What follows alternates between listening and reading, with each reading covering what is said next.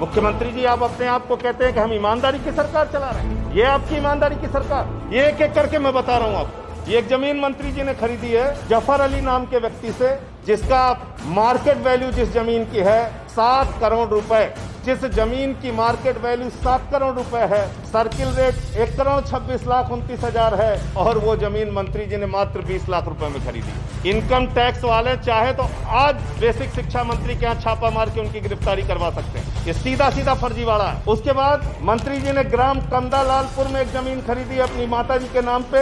वो जमीन 12 लाख रुपए में खरीदी गई है, जिसका सर्किल रेट 65,45,000 रुपए है, और जिसकी बाजार की वैल्यू कम से कम 5 करोड़ रुपए की। तीसरी जमीन ग्राम इटवा, ये इसके विक्रेता हैं रमेश चंद, और ये भी मंत्री जी के माता जी के नाम पे है कालंदी।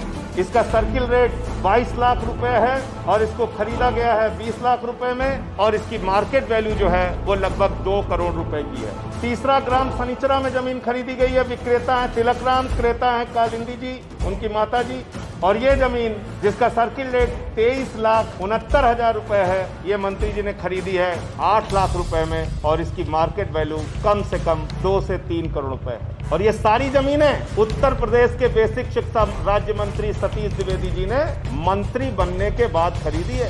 मंत्री बनने के बाद तो मंत्री जी, आपकी आय कहां से हुई? आपकी आमदनी कहां से हुई?